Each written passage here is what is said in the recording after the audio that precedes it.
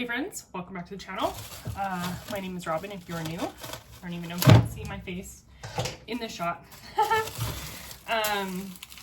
Today we are going to get started on some bone broth or beef stock.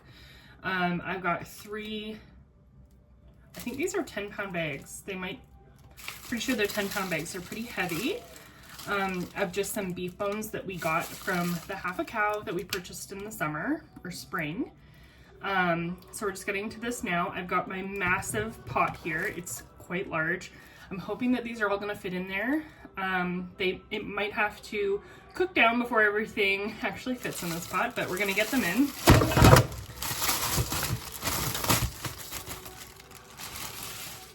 Okay, and then once they are, you know, all fitting, we'll make sure that we top up the water. I'm going to put some salt in here, and I'm going to put a little bit of vinegar into the pot just while it's getting warmed up and heated. It's just going to help to break down everything, and salt adds flavor. So we've got all the bones in the pot now. I'm going to put some water in this and then let it kind of settle down for a few minutes because I don't want it to overflow. This is a lot of bones, and I might actually do 2 runs with these bones. But there's also going to be a lot of fat that comes off of these because they're full of marrow as well. So we're just going to take care of this project that I have going on. The whole inspiration for this project was because we're going to be getting a turkey, and I need somewhere to put it. So we're just taking these bones out and getting them into jars so that it's shelf stable. I do have some stock put up right now of like turkey broth, and I think I've got a couple of jars of chicken left, but this is going to be lots of broth for us, so I'm super excited about it. So you can put things like garlic or veggie scraps or onions or celery or any of that kind of stuff, any sort of vegetable, herbs, pepper, seasonings, all kinds of things in this if you want. It's 100% up to you. You know, make it how you want. My intention is to, I actually purchased this really inexpensive bag of onions. I'll show you. Massive, right? And so what I think I'm going to do is I'm going to chop up the onions and I'm going to put them in the jars with the stock, and that's how I'm going to can it. The other thing that you can do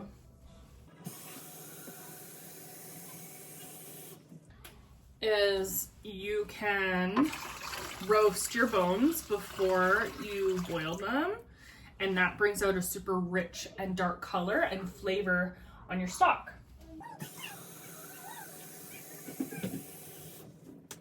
So there's lots of different ways that you can, you know, kind of make your bone broth, and this is just kind of one of them. I'm just doing it simple.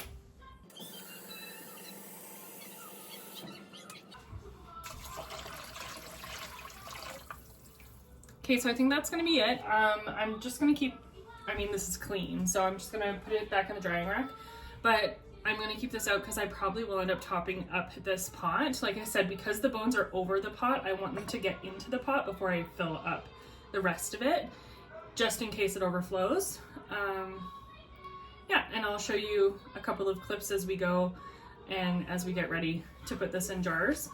When I have canning days, I always try and break it up. So I try and do the prep that I can beforehand, the day before, and then the day of canning should just be like assemble and go. But what I think I'm going to do is I'm going to cut up probably half of these onions. I think I'm only going to do about half. I figure about 1 onion, which is about maybe 1.5 cups of chopped onions per quart jar. I'm going to can these in quarts in the larger jars. You know, I'm just doing math in my head trying to figure it out on the fly here, but I'm pretty sure I'm probably going to get about 12 quarts out of this pot. Don't count me on it. I'm just guesstimating at this point in time. So I'm going to do about 12 onions. I'm going to dice them up. I'm going to put them in my big bowl, cover them up, and, you know, we'll just store them in a cool space. until tomorrow. And same with the broth, that's gonna cook for the rest of the day. It's about 1 o'clock now, so it's gonna go all evening, all day. And before we go to bed, I will take it off this stove. And what I'm probably gonna do is put the lid on and then set it outside. Right now we have snow on the ground, so it's gonna cool it down for me, just like a refrigerator would, but I can take it right off the stove and put it in my yard. I don't have to wait for the actual liquid to cool down before I put it in my fridge. So I'm gonna do that outside. I'm gonna put it outside, and then tomorrow we'll catch you back with more of the canning process. So this is just like the get it ready sort of situation. I've also decided that I am going to put a bit of garlic in the jars like I am with the onions, because I have so much of it right now. If you saw my last grocery haul, we got a package of this. I think I said it was $4.99. It wasn't. It was $3.99, and that's why I could justify getting it. These bulbs are massive as well, so it's like prime garlic time if you're into buying garlic bulk. Like I am. These are fantastic cloves. I'm super happy with it. It's the Rooster brand. And yeah, now's the time to stock up on your garlic. So anyway, I will put some of the cloves of garlic in each jar, like I said, with the onions. And then we'll top up the jars with the broth. And I think I'm probably going to get, oh man, it's probably going to be more. I'm guessing 12. Hopefully it all works out. I'm prepping for 2 full canner loads of quart jars, so I have to actually run into the basement and get those out, get those cleaned and stuff. So some of you may have seen my previous grocery hauls before where I get this large bag of onions, and what I typically do is I pull the onions out of the bags, and I usually set aside a couple of really nice, you know, hard and in good shape type onions.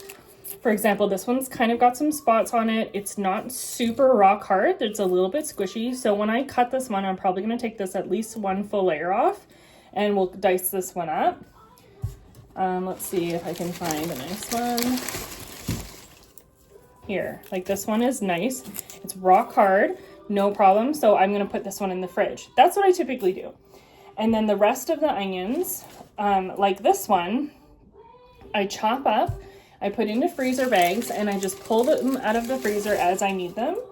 Look at this one is kind of dodgy. We're probably not going to use this one at all, but it is what it is when you're buying items in bulk. I got this a little while ago. So anyway, I'm just going to go through them all and, you know, salvage what we can and do what we can.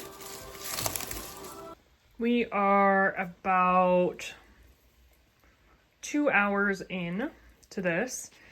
It is definitely bubbling away, and what I've been doing is just using this like spatula, and I go in and I just kind of like wiggle them around a little bit. I think I might put a titch more water in here just to make sure that everything stays covered. Not that that's super important with this process, but I just want to make sure that we're taking advantage of all of the bones and all of the things that are in there. But you can see there's some nice like fat content in these. So we're definitely going to be able to render out some of the fat. And then you can see on this piece right here, like this is beef. This is meat right here. So there's definitely lots of good stuff going on in this pot so far. Okay, so this is the state that we're in right now. I have strained this. This is what we have for liquid so far, but I'm also making dinner. But I've decided that I'm going to process all of this again because I think there is just so much left on these bones. And the bones that, you know, were like those big thick knuckles and the marrow bones, there's still so much left inside of them. So I'm gonna run this again for a second time. So I'm gonna do that tomorrow, and then we will do the canning the following day. So I mean, you're gonna get it right away, but just so that you can understand my timetable and kind of how I split up the work. Now, because we've rendered so much of this already, I'm probably not gonna quite add as much liquid to the pot, but I am gonna do it again. but with this liquid that's on the counter here, there's going to be a ton of fat on it, and I'm going to show you how I get that off. But first we have to cool it down to more of a room temp before we can either put it in the fridge or, like I said earlier in the video, put it outside in some snow. I think I'm going to be able to fit these 2 containers in my fridge, and I'm just going to put the big pot on my back porch with some snow. Okay, friends, so here is the chilled product. These 2 containers were put in my fridge overnight, and what we're doing now is just removing the fat. So when you cool down your rendered stock, like straight from the bones, what will happen is the fat will rise to the top, and it will create this like almost waxy texture, which is what we call tallow. If you were working with pigs, it would be called lard, and it is the fat of the product that you've rendered. So we're going to take that off of the broth, which is technically not necessary. You don't have to do this step, but I like to do it. I find that the product just seems to be a little bit better for what I use it and the applications that I use the broth in. And also I find that my jars have a better seal rate when you're pressure canning, if you do remove as much fat as you can. But like I said, you don't have to do this step. I choose to do it. I definitely render down this fat again, or this tallow again, so that we can clean it up a little bit more. Because as you can see on the underside of these pieces, it's a little bit darker, and that's got to do that color difference is, you know, your seasonings and all that kind of stuff that is left on your broth. And there's nothing wrong with that, but we're going to take it off of the fat in the end, and I'll show you how I do that. But I'm just getting my canner ready. This is a digital Presto digital pressure canner. It's fantastic. You can also use it for water bathing. I can link it below if you're interested. If you do a lot of canning in quart-sized jars, which are the jars that are on the counter you can see in this shot, this is not the canner for you. I can tell you that right now. The wide mouth jars, I believe they only fit 4, maybe 5. And then the regular mouth jars in the quart size, they only fit 5 or 6. So you're pressure canning for a long period of time, and it takes forever. And if you're doing large batch stuff, like I said, this is not the canner for you. But for me, I'm doing 2 loads today. I ended up doing 9 jars total. You can see here I'm crushing some garlic. We are going to put some garlic and onions in the jar. I did decide to do the garlic because I did purchase that big bulk bag of garlic previous. I can link a grocery haul for you if you want to see how I did that. But anyway, this canner, it's great. It's fantastic when you're doing smaller batch stuff. But if you are into doing larger batch canning, I would probably recommend getting a all-American canner. They come highly reviewed by all of the people that use them. They do a really great job. You can also look at the Presto, upright canners. There's a 4 jars canner that also does really well and is performed really well by a lot of people in that sort of community. So there's definitely other options for you. If you're intimidated by pressure canning, definitely check this canner out though, because it is a no fuss situation. I don't have to worry about it. I don't have to baby it, and it's super user friendly. So yeah, if you have any questions about the Presto digital pressure canner, let me know. I can do my best to help you or to help troubleshoot any questions you might have. But back to the canning part, we've got the onions in these jars. We've got a little bit of garlic in each jar. I probably put about 2 cloves, not quite 2 cloves of garlic per quart, about a little bit more than half a cup of onions in each quart as well. And then we got the hot liquid in there, and a new lid and bands on. Here's the tallow. Here's the leftover fat. I just put it back in the fridge because I knew that I had that pot on the counter. I wasn't sure how much more we were going to get done in this day, but anyway, so here's the first load coming out of the canner. We've processed all of this now, and here are the jars. Out of this canner load, there is actually 1 jar that didn't end up sealing properly. I think there was some siphoning that happened, and when that happens with broth, in my experience, you really just have to do something with it right away or reprocess it. I don't mess around with siphoning when it comes to my broth because I just have never had good success with keeping those jars sealed, even if they you know, false seal, I guess is what they technically call the term, they just end up opening anyways, and I just don't mess around with it. So I process them again, or I just pop them in the fridge and I end up using those jars first.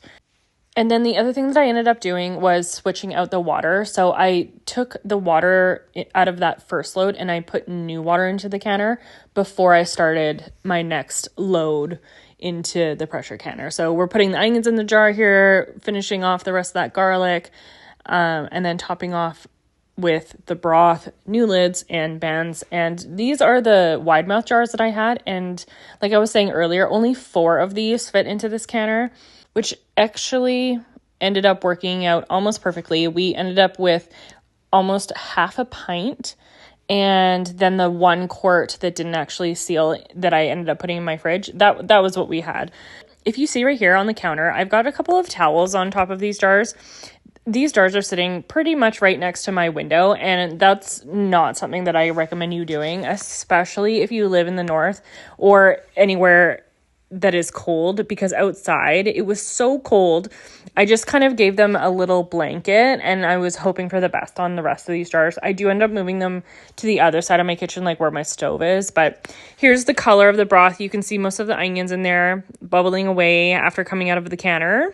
Next, I'm going to show you how I render my tallow. And so this bowl that you're going to see, it has been in the fridge overnight, and I'm starting this the following day. You can see that it's rock solid, but when I just give it a push on the side of the tallow there, it pops right out, and you can see the water that is underneath. And then here's our spot. And I think that this spot is, you know, it will be some impurities and things like that from the bones and what have you, and some, you know, browning of the bones and whatever. But it's also going to be like salt and pepper and any sort of seasonings that you've put in the jar. I did end up putting like half an onion that I have chopped up in the pot when they were boiling, but for the most part we're using this fat to cook with, so I'm not really too concerned about it being perfect. So I just scraped off the majority of it and threw it back in this pot, and then I just turned it to a lower temperature and just got it, you know, reducing or turning back to a liquid. You could see it here how it's a liquid. One thing I will recommend though is if you are going to put this hot liquid into a glass jar, make sure that you heat up that glass jar. I just put it in some really hot water in this other pot. I didn't put water inside the jar. I just put the jar itself inside because I don't want any water inside the jar. I'm going to do a video on how I process this from start to finish and in more detail. Like I was saying, winter is definitely here, so we're able to start ticking off some of these big projects, and rendering all my tallow is definitely something that's on the list. So here's the finished product and what we got out of processing all of those bones. So after everything was said and done, we ended up getting 9 quarts of broth and 1 pint and a little bit of tallow. So that's it for this video. Thanks so much for making it all the way to the end. These big canning days are always super intimidating, but I'm really happy that I got through it.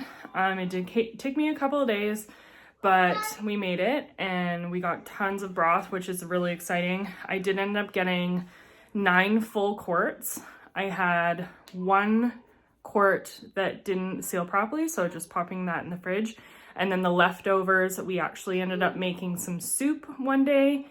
I had a half pint that didn't quite fit in the 10th quart. So all that to say, all of that broth and the fat that we got off, the tallow, I'm super grateful. It's super wonderful. That tallow is going to set up. Hopefully you got to see the 3rd jar that I pulled out of the fridge that I've been working through. I was considering, like I said, of putting the little bit of tallow that was left over from that 1 pint into the cold one, but then I would have had to reheat that cold one and get it out of the jar, because hot into cold jar means you could risk cracking, so I didn't want to do that. Anyway, I'll just have that 3rd jar, and I think that little bit left over I might actually use to season my cast iron. I've never done that before, so I'm just going to kind of do that on my own and do some research, but once we get a little bit more comfortable with the cast iron, then I can share that with you if that's something that you're interested in. Again, thanks so much for making it to the end of the video, and we'll catch you in the next one.